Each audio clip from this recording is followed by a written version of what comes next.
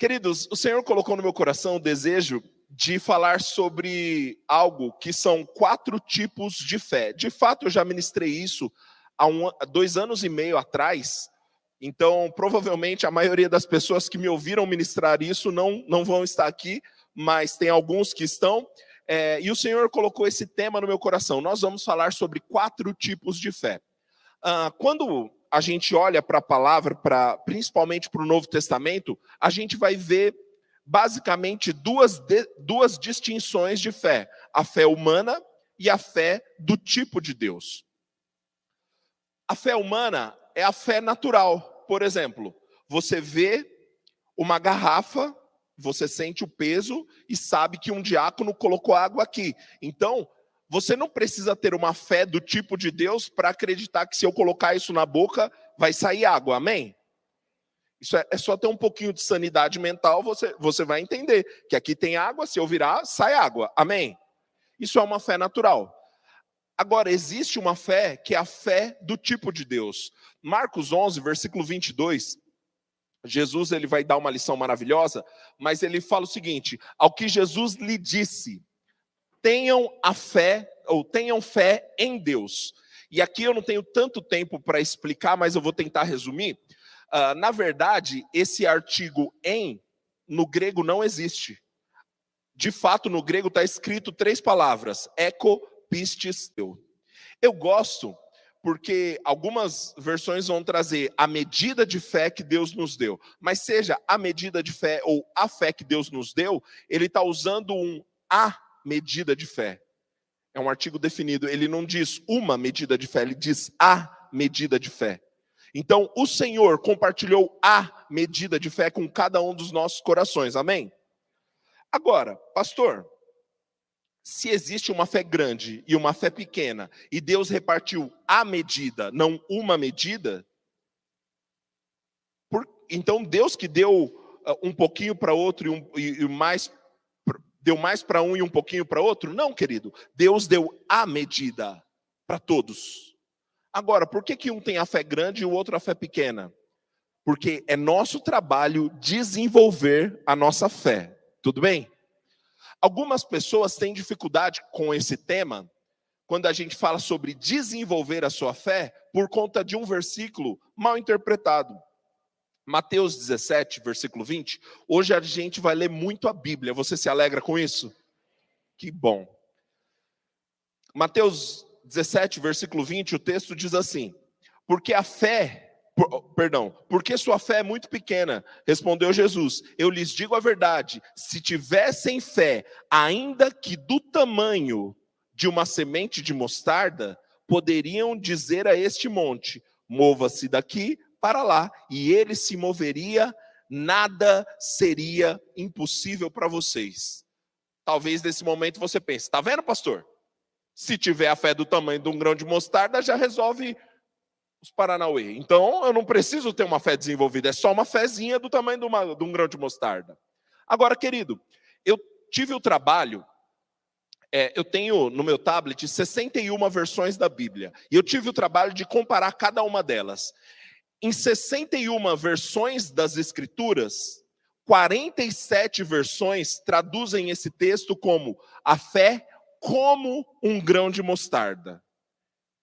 Apenas 14 das 61 versões traduzem esse texto como a fé do tamanho de um grão de mostarda. Amém? Querido, você sabe que tem muita diferença entre dizer do tamanho e dizer como. Amém? Está claro para você isso? Você tem um filho. A minha filha está lá fora agora, mas minha filha tem 5 meses. Eu dizer que ela parece comigo, que ela é como eu, é uma coisa. Dizer que ela é do meu tamanho, muda bastante coisa, tudo bem? E aqui, talvez a tradução mais adequada e o que a maioria dos tradutores se utilizou é a fé como um grão de mostarda, tudo bem? Isso é muito importante, querido, porque você vai parar de dizer para si mesmo: não, só basta a fé do tamanho de um grão de mostarda. Não, a Bíblia nunca defendeu isso. A Bíblia diz que a fé deve ser como um grão de mostarda? E para te ajudar a ter clareza sobre isso, eu sei que a gente tá um negócio mais técnico aqui, mas a gente vai chegar em um lugar bom. Você crê comigo? Que bom. Para te ajudar a ter mais clareza sobre isso, eu também fui olhar o que os dicionários definem para essa palavra como ou do tamanho. A palavra grega utilizada aí é a palavra hos. Essa palavra, eu pesquisei em 5 dicionários de grego. O dicionário Tyr define a palavra hos como a palavra como, ou como a palavra mesmo que. Então, a fé como um grão de mostarda, segundo o dicionário Tyr. O dicionário Strong, que é o que a maioria do pessoal deve ter aí, se você tiver um aplicativo que tem dicionário de grego, ele vai trazer que é um advérbio de comparação e significa de maneira que. A palavra hos significa de maneira que. O dicionário Tug vai trazer como, ou como se, ou igual a que. O dicionário Swasson, ele vai trazer também a definição como. O dicionário Vine vai dizer que é um advérbio relativo de maneira. Significa como ou segundo. Imagina, a fé segundo um grão de mostarda. Disse tudo isso só para falar, eu pesquisei bem para te dizer, querido, a fé não deve ser do tamanho de um grão de mostarda. Ela deve ser como um grão de mostarda. Amém? Você está convencido disso? Tem mais motivos para a gente crer nisso. Jesus, ele repreende uma fé pequena. Se a gente pode ter uma fé do tamanho do grão de mostarda, não faz sentido Jesus brigar com os discípulos porque eles tinham fé pequena. Mateus 8, versículo 26, o texto diz assim, Mateus 14, 31, depois a gente lê esse. Mateus 14, 31. No mesmo instante, Jesus estendeu a mão e o segurou. E olha a bronca que Jesus dá em Pedro. Como é pequena a sua fé, disse ele. Por que você duvidou? Se eu posso ter a fé do tamanho de um grão de mostarda, por que Jesus vai puxar a orelha de Pedro, falando que a fé de Pedro é pequena? Mateus 8, 26. Jesus disse, por que vocês estão com medo? Perguntou ele, como é pequena a sua fé? Então levantou-se, repreendeu o vento e o mar, e houve grande calmaria. Querido, mais uma vez, Jesus puxando a orelha dos discípulos, porque a fé deles era pequena. Agora, se eu puder ter uma fé do tamanho de um grão de mostarda, Jesus não pode puxar a minha orelha por eu ter uma fé pequena, amém? E Jesus, ele não só adverte quem tem uma fé pequena, ele elogia uma grande fé. Mateus 15, versículo 28. Mateus 15, versículo 28, o texto diz assim: mulher, grande, ou sua fé é grande, disse-lhe Jesus. Seu pedido será atendido. E no mesmo instante a filha dela foi curada. Olha só, Jesus puxou a orelha de quem tinha uma fé pequena, elogiou quem tinha uma fé grande. Querido, eu não sei se isso para você é argumento suficiente, mas não, você não deve ter uma fé do tamanho de um grão de mostarda. Amém? Você precisa pegar a medida de fé que Deus repartiu no seu coração e desenvolvê-la. A única maneira de você viver o melhor de Deus para a sua vida, de viver os planos e os propósitos, os projetos de Deus para a sua vida, é pela fé. E você vai precisar desenvolver a sua fé. Amém? Glória a Deus. Então vamos lá. Vamos entrar de fato sobre o nosso tema. Características... calma aí. Já que eu falei que a fé deve ser não do tamanho do grão de mostarda, mas sim como um grão de mostarda, pastor, o que é uma fé como um grão de mostarda? Mateus 4, no versículo 30,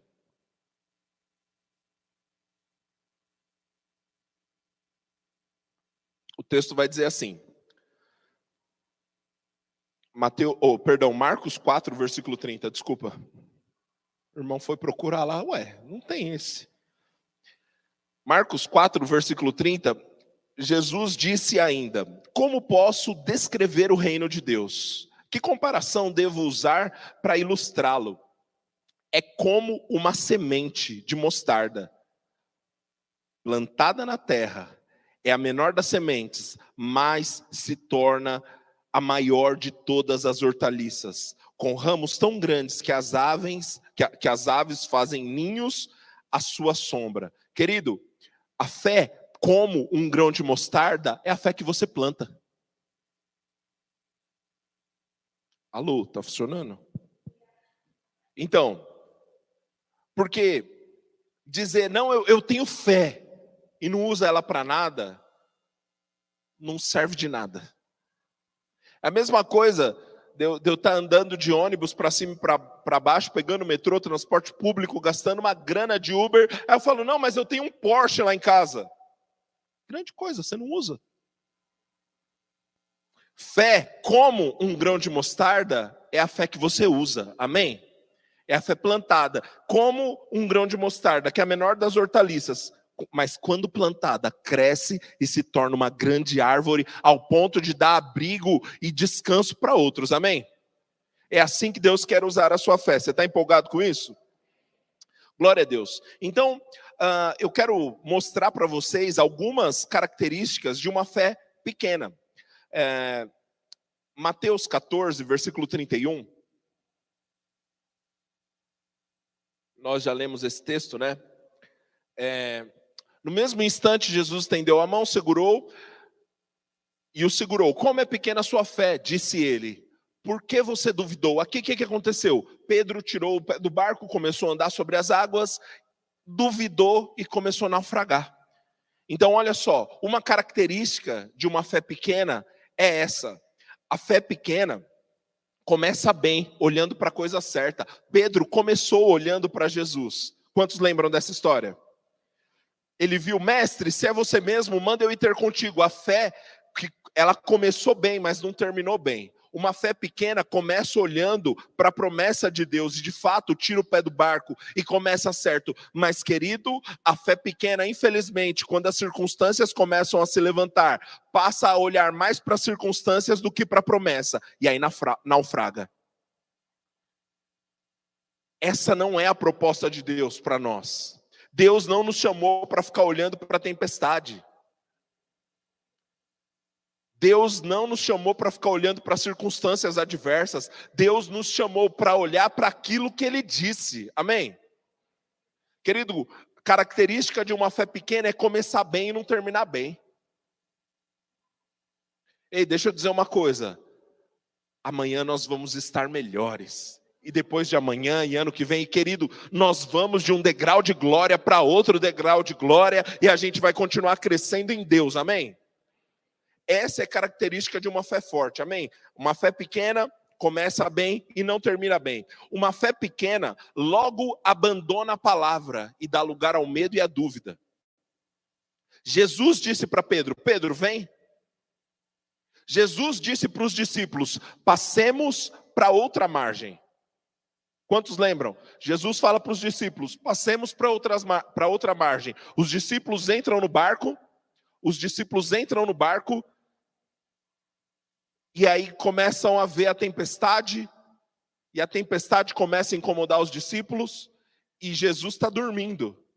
Por que Jesus está dormindo? Porque Jesus já tinha falado, passemos, aumenta o meu microfone um pouquinho para os irmãos acordarem, aleluia. Os discípulos preocupados, Jesus, você não se importa que a gente vai morrer? Aí Jesus vem, repreende a pequena fé e diz, tempestade, acabou. Querido, uma pequena fé dá lugar para o medo e para a dúvida. Ei, se Deus prometeu algo para você, meu irmão, Ele é fiel para te guardar, Ele é fiel para te proteger. Nas palavras dEle, nas promessas dEle, já estão a provisão que você precisa para a sua vida, amém? Querido, deixa eu dizer uma coisa, você não vai viver o melhor de Deus com uma atitude leviana. Tá com raiva, pastor? Tô nada, eu sei que parece. Mas não dá para viver a vida que Deus tem para nós. Ah, não, vamos vivendo aí, vai acontecer. Se for da vontade de Deus, acontece. Quem disse? Me mostra o texto na Escritura que diz isso, que se for da vontade de Deus, aí acontece. Não, querido, tudo que Deus vai fazer na sua vida requer fé, requer um passo seu, requer você se levantar e fazer algo. Quando eu era criança, cantava uma musiquinha na salinha das crianças, que era o seguinte: a formiguinha corta a folha e carrega. É isso, né? Se deixa, a outra vem e pega. Aí qual era o refrão? Deus não quer preguiçoso em sua obra. Oh, aleluia. Querido, Deus não quer preguiçoso em sua obra. Deixa eu dizer uma coisa. Para tudo que Deus quer fazer na sua vida, precisa de um passo teu. Ele já deu as promessas, ele já deu o poder, ele já deu a provisão. Agora precisa de você dar uma resposta. As coisas não vão acontecer por osmose, as coisas não vão acontecer porque está destinado a acontecer, não. Você precisa se levantar e tomar posse das promessas de Deus e dizer: eu vou viver o que Deus prometeu, ainda que a terra se mude, ainda que os montes se abalem, aleluia. Querido, na antiga aliança os homens já falavam isso, quanto mais nós, cheios do Espírito de Deus, querido, o que Deus prometeu nós vamos viver. Glória a Deus, glória a Deus. Característica de uma fé pequena, querido, é medo. Deixa eu dizer, não dá para medo e fé habitarem a mesma pessoa. Tem um homem de Deus que disse o seguinte: o medo bateu na minha porta. Eu fico pensando se ele disse isso enquanto ele estava pulando cordas. Você vê que só a galera da década de 80 riu, né? Fica aí a lição. Mas ele falou assim: um homem bateu. O medo bateu na minha porta. Mandei a fé atender. Quando ela abriu a porta, não tinha mais ninguém. Funciona assim, querido. O medo vai tentar bater na nossa porta. Agora, querido, manda a fé atender. Circunstâncias vão se levantar para te amedrontar. Problemas vão se levantar para provar. Viu? Não vai acontecer. Mas, querido, nos momentos de maior impossibilidade, nos agarramos com aquilo que Deus disse e ficamos com o que Deus disse. Essa é a vida de fé, meu irmão. Para viver as promessas que Deus fez para você, você precisa agarrar aquilo que Deus prometeu para você e tomar uma decisão. Eu não largo de jeito nenhum. Eu lembro da história de uma irmã que ela começou a ouvir essa palavra e ela sozinha, ouvindo uma ministração em casa, disse: pois bem, se Jesus tem cura para mim, tá aí, eu vou ser curada. E ela foi lá no ministro da nossa igreja e falou assim: irmão, vem cá, impõe as mãos aqui sobre a minha cabeça, eu vou ser curada. Ele: irmã, mas eu nem sei. Irmão, sua parte é só pôr a mão, a fé é minha, pode pôr a mão. E pôs as mãos. Aí o quadro dela começou a piorar. E aí esse pastor foi falar: irmã, veja bem, é o que eu faria, tá bom? Veja bem, irmã, não seja imprudente, né? Toma cuidado com a tua saúde e tal. Sabe, os médicos não estão contra você. E nós cremos assim, amém? E ele estava tentando convencer a irmã a ir para o médico. Ela disse: não, pastor, eu fui curada. Aí ele: meu Deus do céu, essa mulher não... É complicado, querido, essa posição, né? Irmã, vai para o médico, tá? Você está curada, mas vai para o médico. Vou não, pastor. Mesmo que eu morro curada. Ele falou: tá bom, seja conforme a sua fé. Querido, esse pastor viu essa mulher 25 anos depois, completamente curada. Funciona. Agora, querido, não dá para você ser abençoado pela fé do pastor Rafa.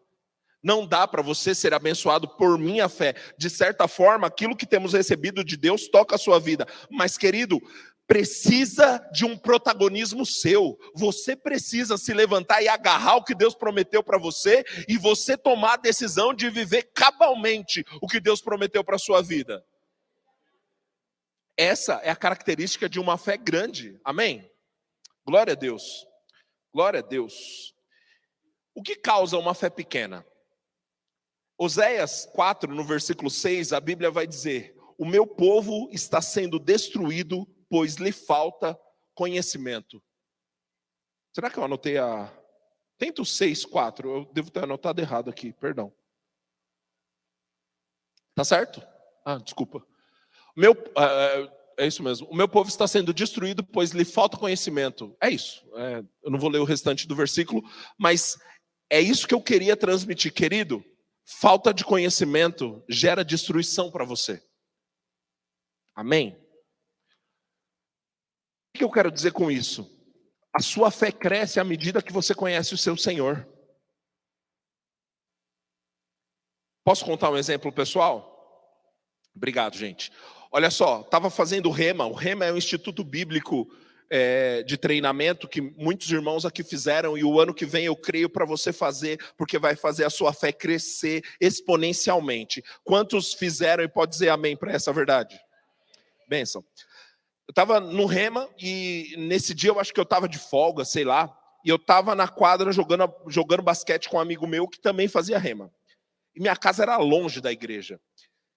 E aí a gente perdeu a hora. Eu falei, meu Deus do céu, a gente tem que ir para o Rema. E a gente não tinha almoçado, empolgado com aquele negócio. Eu falei para ele, não, faz o seguinte, vai lá para sua casa, toma banho, eu vou correr para minha casa tomar banho. E ele, tá, mas o que a gente vai comer? Eu falei, fica tranquilo, vou falar com a minha mãe vai desenrolar alguma coisa e a gente vai conseguir comer e chegar a tempo do Rema. Ele falou, cara, mas é pouco tempo. Eu falei, cara, é a minha mãe. Querido, a minha confiança não estava em ter tempo hábil ou não. A minha confiança não estava se tinha comida em casa ou não. Eu conheço a mãe que eu tenho.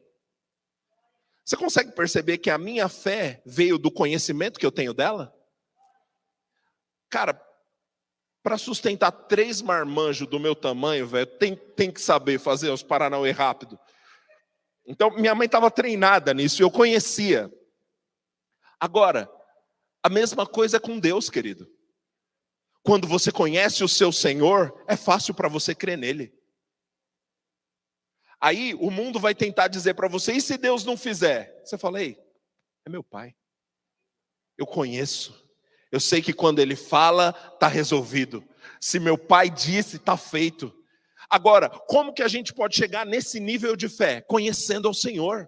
A Bíblia diz, conheçamos e prossigamos em conhecer ao Senhor. Querido, essa deve ser nossa busca diária. Conhecer o Senhor e mergulhar e conhecê-lo cada vez mais. Efésios 3, versículo 18, por favor. Também peço que, como convém a todo o povo santo, que vocês possam compreender a largura, o comprimento e a altura e a profundidade do amor de Cristo. Espera aí. Ele falou aqui sobre compreender. A palavra grega usada para compreender traz uma ideia de capturar com a mente. Próximo versículo. Que vocês experimentem o amor de Deus, ainda que seja grande demais para ser inteiramente compreendido. Como eu gosto disso. Que vocês experimentem esse amor, ainda que seja grande demais para ser inteiramente compreendido. Então, vocês serão preenchidos com toda a plenitude de vida e poder que vem de Deus. Querido, a maneira de ser preenchido com toda a plenitude de Deus é conhecê-lo. Conhecer como? Por experiência. A maior parte das versões, sei lá, coloca NVI ou qualquer outra aí. A maior parte das versões vão usar a palavra conhecer. A NVT, que nós acabamos de ler, usou a palavra experimentar. Por quê? Porque a palavra grega utilizada aí é a palavra gnosko. A palavra gnosko, ela traz essa ideia de conhecer a partir de uma experiência. Conhecer por vivência. Conhecer por andar junto. Querido, essa é a maneira que nós precisamos conhecer o nosso Senhor. Conhecê-lo porque eu ando com Ele. Eu já vi, querido, Deus fazer coisas extraordinárias. E quando eu digo que Ele é fiel para cumprir tudo que Ele promete, querido, eu posso dizer com segurança, eu conheço meu Pai. Na minha vida, na vida dos meus irmãos, Ele nunca falhou e não vai começar agora. Querido, eu já passei por pressões onde eu achei que aconteceu o seguinte, Senhor, agora já era. E Deus apareceu na hora certa, Deus esteve lá, Deus se mostrou, eu conheço o meu Senhor. E agora, depois de conhecer, fica fácil desenvolver a fé. Amém? Acabou de subir algo no meu coração. Querido, uma fé pequena não vai se tornar grande sem desafios. Uma fé pequena não se torna grande sem desafios. Querido, quando um desafio aparecer diante de você, fica feliz. Vai para cima. Aleluia, aleluia. Cada desafio é uma oportunidade de você crescer em fé. Tiago 1, eu acho que é o versículo 2. Pode colocar aí, Renzo, mas eu acho que é isso mesmo. Tiago 1. Quem roubou Tiago da Bíblia? Tá aqui. Isso mesmo.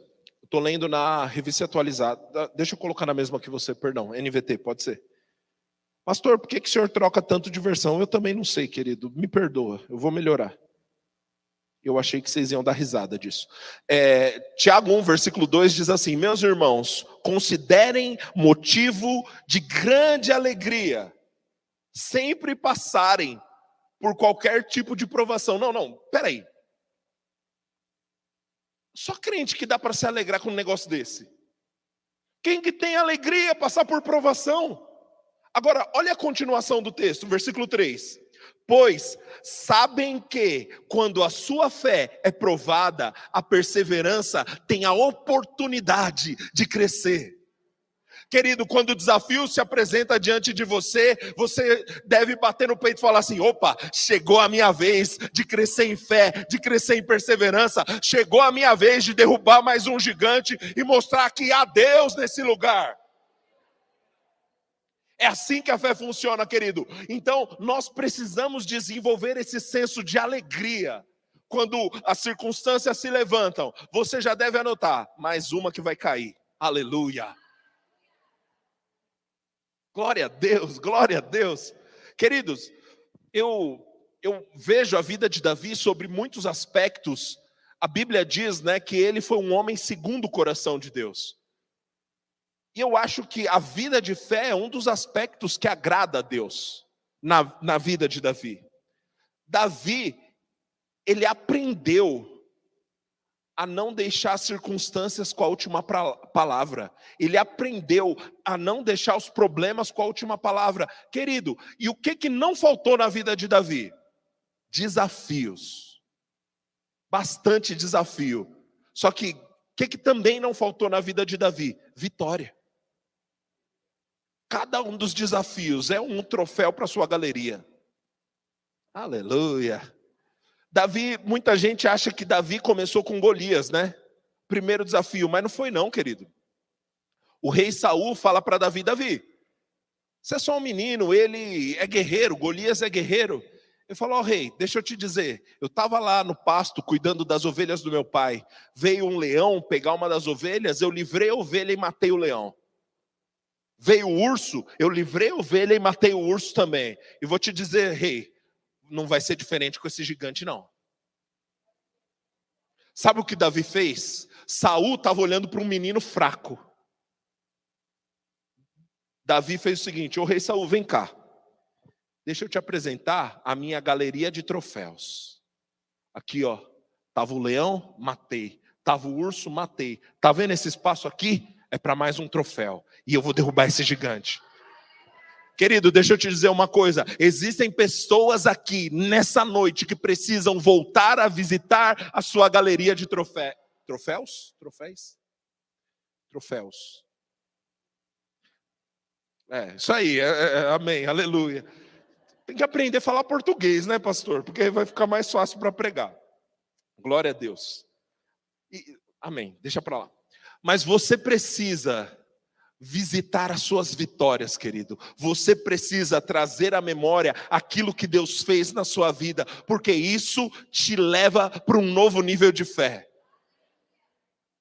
Sabe, às vezes eu tenho o hábito de parar e lembrar como era a minha vida há poucos anos atrás, e olha o que Deus está fazendo comigo. Querido, isso me dá entusiasmo para crer que Ele vai fazer muito mais, amém? Glória a Deus, glória a Deus. Deus é bom. Aleluia. Jesus, ele também nos dá alguns exemplos. Eu falei até agora sobre uma fé pequena, então eu vou falar. Jesus dá alguns exemplos sobre uma grande fé. A Bíblia fala em Mateus 8, no versículo 10, Jesus falando a um centurião, Pode voltar do versículo 7, por favor? Pode ser na NVI, por favor, tá? Volta mais um versículo, Renzo. E disse: Senhor, meu servo está em casa. Aqui é um centurião que foi falar com Jesus: Senhor, meu servo está em casa, paralítico, em terrível sofrimento. Próximo. Jesus lhe disse: eu irei curá-lo. Jesus falou: ok, estou dentro. Próximo. Respondeu o centurião: Senhor, eu não mereço receber-te debaixo do meu teto, mas dize apenas uma palavra e o meu servo será curado. Querido, deixa eu te dizer uma coisa. Uma fé grande tem por característica confiar na palavra de Deus como autoridade final. Olha o que Jesus fala sobre a fé desse homem. O homem continua, né? Pois eu também sou homem sujeito à autoridade, com soldados sobre meu comando, e eu digo a um vá, e ele vai, e ao outro vem, e ele vem. Digo ao meu servo, faça isso, e ele faz. Ao ouvir isso, Jesus, eu estou falando aqui do autor da vida, o Senhor, o Deus encarnado, o Deus homem, ele se admirou e disse aos que seguiam: digo a vocês a verdade, que não encontrei em Israel ninguém com tamanha fé. Qual é a característica de uma grande fé? Crer na palavra como autoridade final.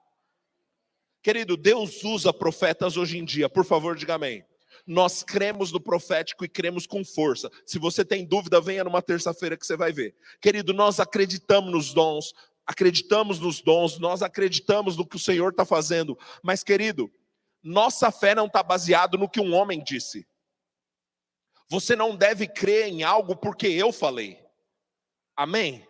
Você precisa crer porque Deus disse em sua palavra. Quando você conseguir enxergar a palavra de Deus como autoridade final na sua vida, nada vai te roubar de viver os projetos e os planos de Deus para você, amém? Aleluia, aleluia. Uma grande fé tem a palavra de Deus como autoridade final. Se Deus disse em sua palavra, eu creio, está resolvido. Você começa a andar em fé quando você começa a olhar para a Bíblia e entender que é Deus pessoalmente falando com você. Eu sei que Deus ele tem a sua vontade geral e a Bíblia está expressa a vontade geral de Deus. Mas conforme você medita na Escritura, chega a revelação para o seu coração, para você entender a vontade específica de Deus para a sua vida. Amém? Glória a Deus. Aleluia. Querido, deixa eu te dizer uma coisa. Quem é o maior interessado em não deixar você ouvir isso? O diabo. Por quê? Porque ele sabe que a partir do momento que você aprendeu a andar em fé, quem vai ser derrotado é ele. Não deixa nada te distrair de ouvir o que Deus tem para a sua vida. A partir de uma palavra como essa, sua vida pode ser transformada de uma vez por todas. Amém? Glória a Deus. Então, confiar na palavra de Deus como instância final sobre a sua vida é a maneira de ter uma grande fé. Essa é a característica de uma grande fé. Uma outra característica de uma grande fé, e eu já percebi que nós não vamos conseguir falar sobre uma fé fraca e uma fé forte, então tá tudo bem, eu vou encerrar falando sobre uma grande fé, mas uma outra característica de uma grande fé está escrita em Mateus 15, no versículo 28. Jesus aqui, só para eu te contextualizar, Jesus estava falando com a mulher cirofenícia, ou algumas versões vai chamar de mulher cananeia. E essa mulher, ela fala: Jesus, minha filha está doente, precisa de cura. E aí Jesus fala: olha, eu fui enviado para os da casa de Israel. E eu não posso tirar pão da boca dos filhos e dar para os cachorrinhos. Ó, Jesus respondeu isso para ela. E ela disse: Jesus, o que eu estou te pedindo para você não é pão, não. O que eu estou pedindo para você não chega a ser um pão. O que eu estou pedindo para você é só uma migalha que cai no chão. Ela falou: Jesus, eu acredito tanto no poder que está sobre a sua vida, que uma simples migalha já contém a cura para minha filha. E aí Jesus respondeu: mulher, sua fé é grande. Jesus lhe disse: seu pedido será atendido. E no mesmo instante, a filha dela foi curada. Oh, aleluia. Querido, característica de uma grande fé: a grande fé não desiste diante das circunstâncias adversas. Uma fé grande não desiste diante da primeira negativa. Uma fé grande não é Nutella, querido. Você entende isso? Eu gosto de Nutella, aleluia. Mas não tenha uma fé Nutella. Aí os irmãos vão postar lá no Insta, né? A foto minha assim: não tenho uma fé Nutella. Pastor Dedé Melo. Tô brincando, gente, não é para fazer isso não. Mas, queridos, uma fé grande é uma fé raiz, que o problema se levanta, ou a circunstância se levanta, ou a impossibilidade se levanta, você fala: rapaz, eu tô crendo e vai ter que acontecer. Ah, mas é impossível. Vai ter que acontecer. Isso é a característica de uma fé grande, amém? Essa mulher, ela chegou para Jesus, a resposta viva, e Jesus disse: não. Pensa aí. Porque assim, talvez a última esperança dela fosse Jesus, e de fato era. Jesus, minha filha está doente. Jesus estava lá fazendo as coisas dele. Jesus, minha filha está doente. Aí os discípulos ficaram incomodados: Jesus, manda essa mulher embora, que ela está falando aqui. Aí Jesus fala: olha, eu fui enviado para os da casa de Israel. E eu não posso priorizar você agora, porque minha prioridade são eles. Eu fui chamado para eles. Aí ela disse: Jesus, é só uma migalha que eu quero. E aí Jesus falou: rapaz, aí eu não consigo resistir. Aleluia, aleluia. Querido, você consegue perceber que essa mulher, ela chegou no próprio Deus e recebeu algo de Deus, que o próprio Deus tinha dito: então, não é meu chamado agora. Ela falou: não, mas minha fé vai receber. Aí Jesus falou: ó, grande é a sua fé, seja conforme você crê. E no mesmo instante, a filha dela ficou curada. Uma grande fé recebe da parte de Deus. Querido, eu não sei sobre o que você está crendo, mas eu preciso te dizer: quando você colocar sua confiança, você firmar os seus 2 pés em cima da palavra, nada será impossível para você.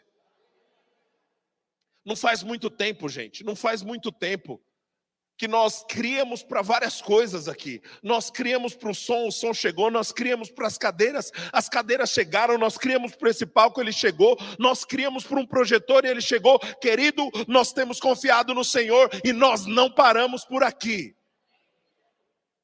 E eu sei que eu estou falando só sobre coisa material, mas tem coisas muito mais importantes que nós criamos. Há pouco tempo atrás, 2 anos e meio atrás, nós orávamos, nós criamos por trabalhadores chegando, nós criamos por pessoas fiéis chegando, nós criamos, querido, por mais pessoas que se ligassem de coração com o que Deus está fazendo aqui e está chegando. Ontem nós tivemos uma reunião com os líderes e colaboradores dessa igreja, tinha quase 30 pessoas aqui, querido, e há pouco tempo atrás, era eu e minha esposa. Porque muito melhor do que coisas são pessoas. Aleluia, aleluia. O que Deus está te chamando para crer? Querido, não fique vivendo uma vida de passividade. Uma vida de passividade não vai provar o melhor que Deus tem para você.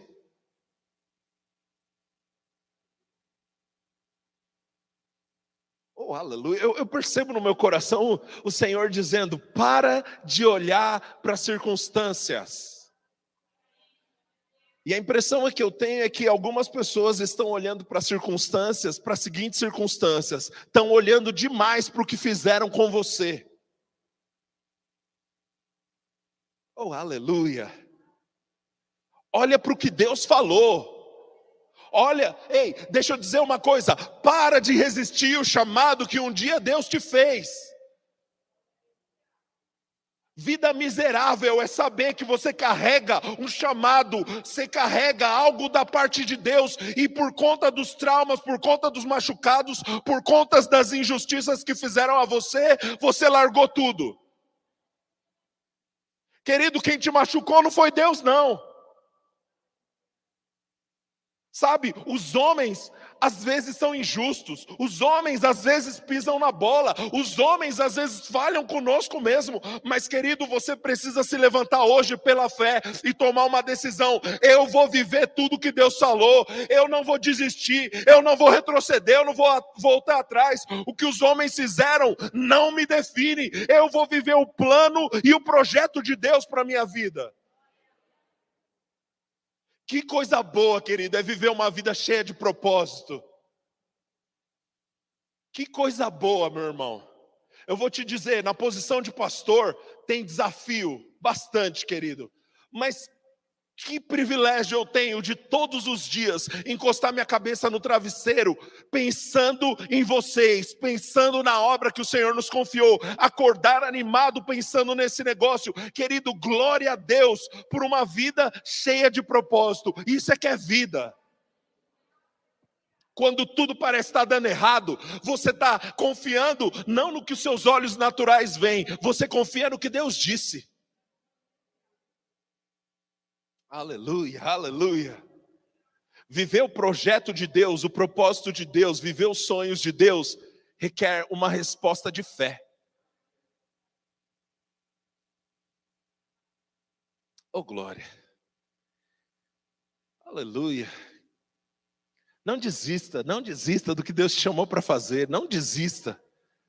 Sabe, eu sei que a gente tem por hábito falar sobre o que Deus te chamou para fazer, mas é só o nosso jeito de falar. A grande questão é que enquanto você faz o que Deus te chamou para fazer, você se torna quem Ele te chamou para ser.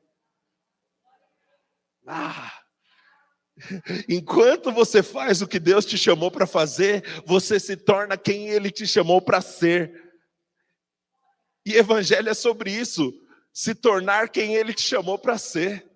Eu costumo dizer isso o tempo todo. Estava Noé construindo uma arca, mas estava Deus construindo um Noé. 100 anos trabalhando sem ver resultado, as pessoas zombando dele, e ele fiel no que Deus prometeu. Isso construiu algo dentro dele.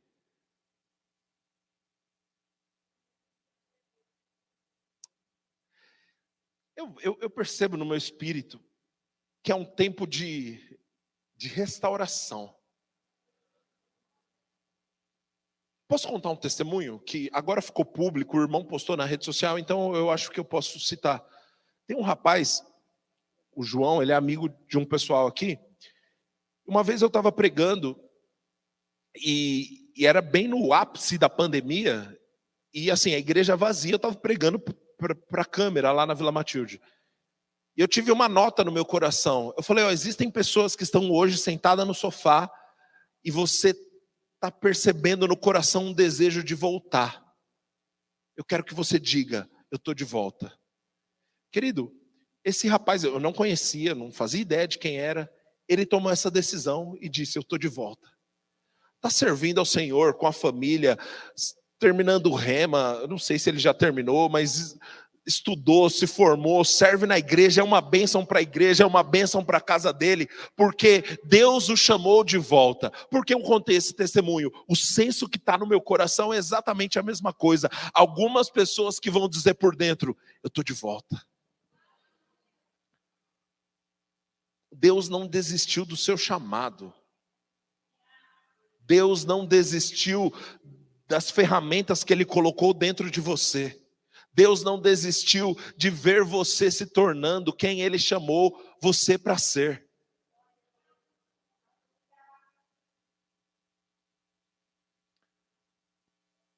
Jeremias, no capítulo 20, no versículo 9, deixa eu ler esse texto para vocês.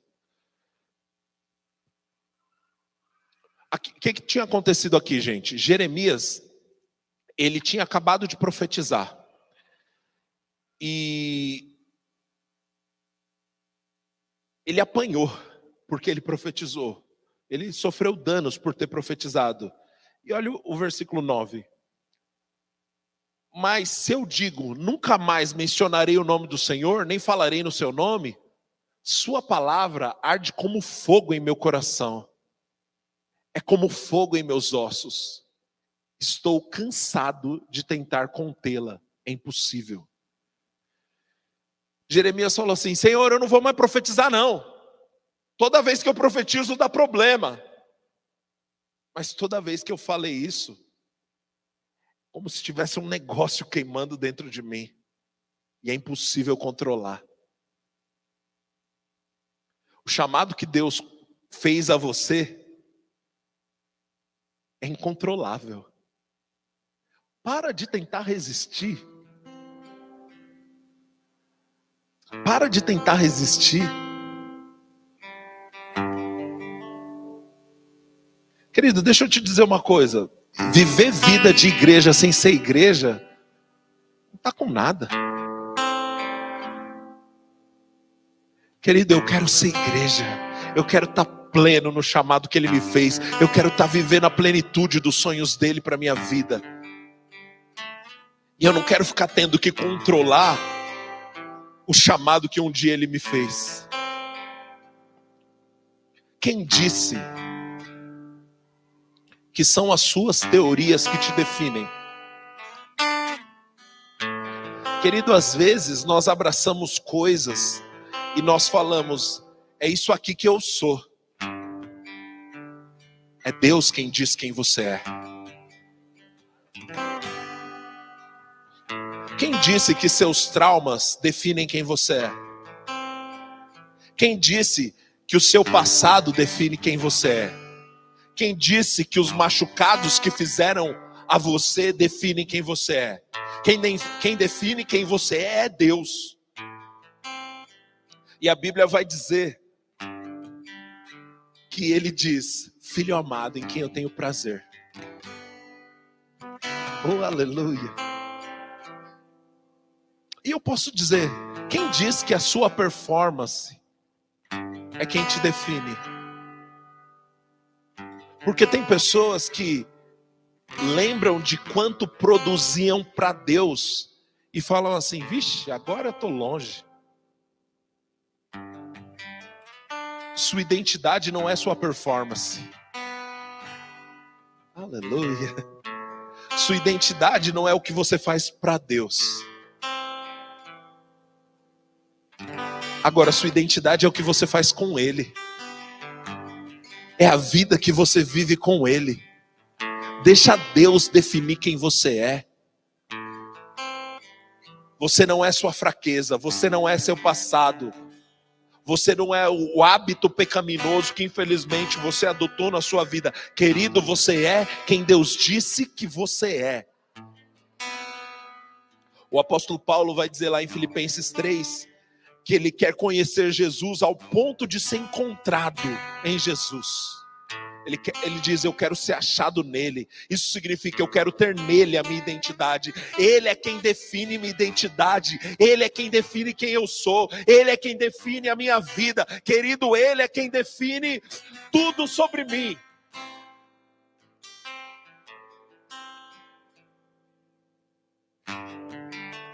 Curiosamente, Deus decide fazer algo como isso em um culto onde fé foi ministrado. Sabe por quê? Porque precisa ser pela fé para acreditar que você não é o que o seu espelho diz.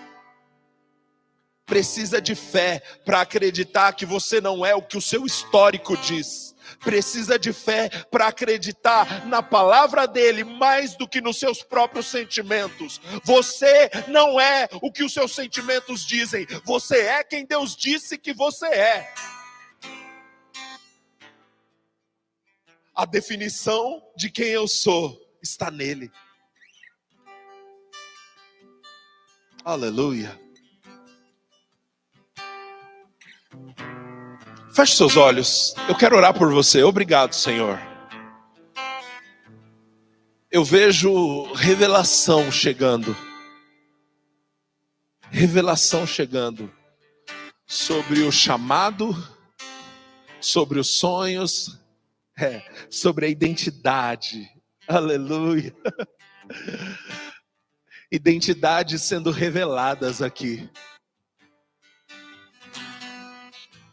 Oh Senhor, obrigado, Jesus. O Senhor revelando para os meus irmãos quem eles são.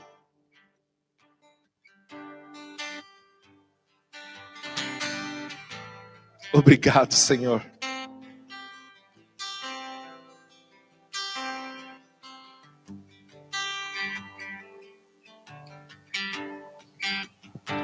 Precisa de fé para dar um passo, para dizer: chega.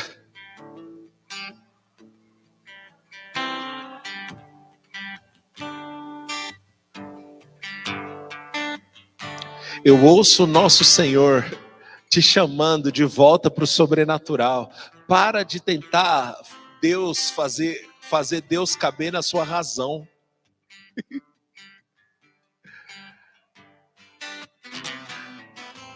Nós não somos contra a razão, mas Deus é muito maior do que seu entendimento. Tem aspectos sobre o nosso Senhor que não é sobre entender, é sobre experimentar.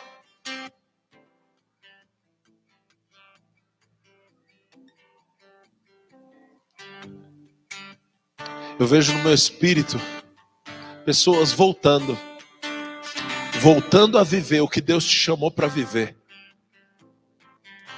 Talvez você esteja aqui pensando: Senhor, mas eu fui tão longe, eu acho que nem tem mais caminho de volta. Tem sim, Ele é o caminho.